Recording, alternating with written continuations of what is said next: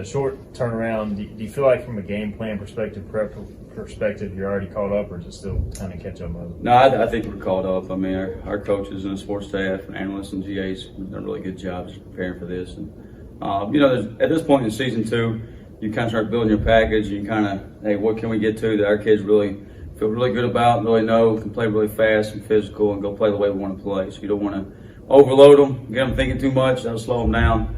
And then you take the looks that you think they're their top looks and you make sure you're practicing it.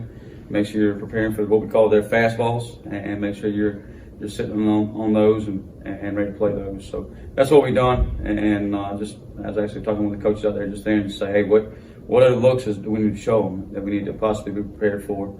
And at this point in the season too, game whatever it is, you feel like you've seen so many different offenses that you can combine, hey, remember what we saw against Memphis or Tulane or UCF, they kind of pull that back out and, hey, this is who it's similar to. So just really good recall from our guys over this course of this week of just, hey, similar opponents of, this particular scheme, pass play, all that kind of stuff, and pulling it out. So they did a really nice job of that. Another week, another challenge quarterback.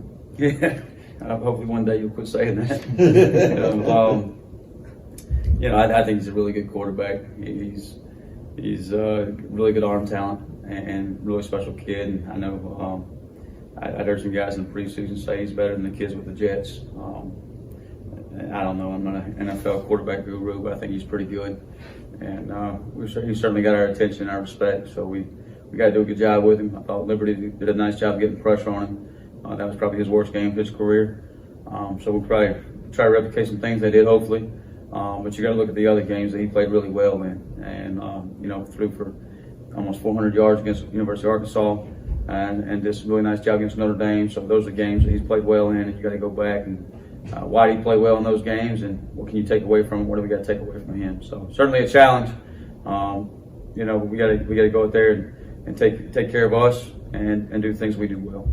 They've had some injuries to their skilled guys. It seems like they're kind of in and out, but when they are healthy, they got some NFL guys. So what challenge does that create? Yeah, I think that's probably a little bit of a tough piece from a game plan perspective is, hey, if 18's in there, if 0's in there, if 12's in there, 83, all those guys combined, like which combination are you going to get?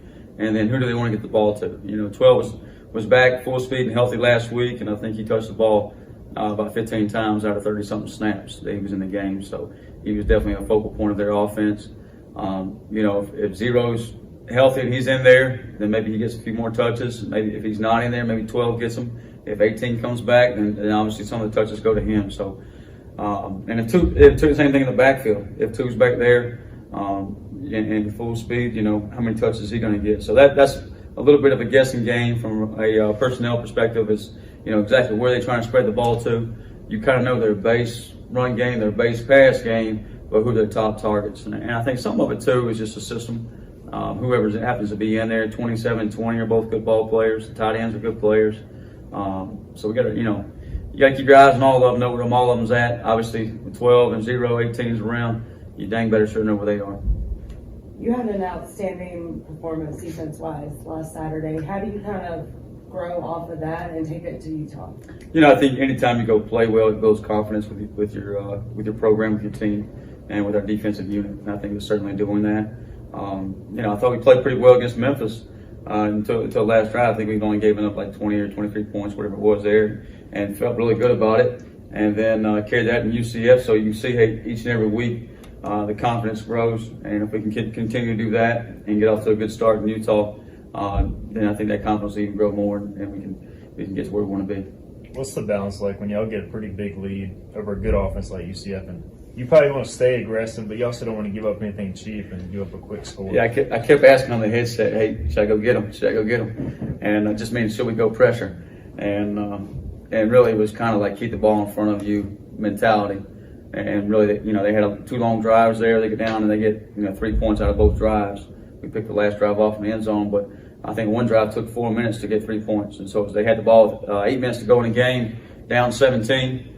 If you give up a cheap score, quick score there, and down to 10, just like that, no time came off the clock. So what we did was just drop 8, I think about 20-something snaps in a row, kept the ball in front of us, went up and tackled it up, kept the clock rolling, kept them in bounds, And, now they're down to 3.5 minutes. They get 3 points out of it, down to 14. And then our offense gets the ball back and, scores pretty quick, which you love. And defensively, you love for them to take a few minutes off, but score quick. They get the ball back. And again, same mentality. Now you're up 21.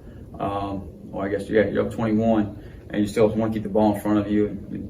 You give up some yards, just no quick, easy, cheap scores. And that's what we did. So at the end of the day, it ain't about the yards. It's about getting the win and playing well. And I think our kids did that. You mentioned just dropping 8 a lot there. What's been the secret, I guess, to getting pressure with 3 guys like you guys were able to do? But I think covering those guys up in the back end is huge. He doesn't have his first 1 or 2 options, and he's having to look around and scramble around a little bit. And then the rotation up front too with those 3 guys, keeping those guys fresh in the fourth quarter. And you got guys that played, 15, 20 snaps and out there rushing the passer, so they're pretty fresh. J.D. Lampley and Rick DeBreu, and they can come off the ball and get after the passer. So that was huge. It's been a big part of it.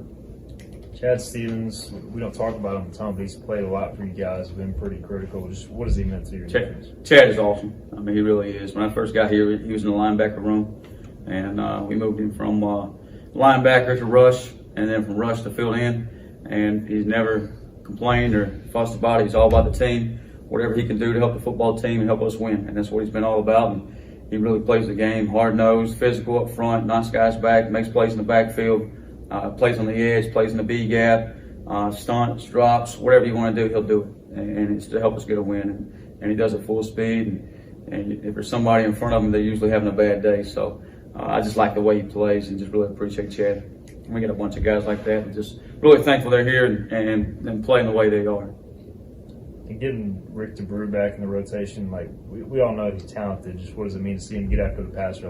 You kind of know he can do it. Yeah, I mean, that's, there in the fourth quarter, that kind of was his cup of tea there, just coming off the edge and being able to have, two-way go in the tackle there and being fresh. And that's where he shows up is in the pass rush game.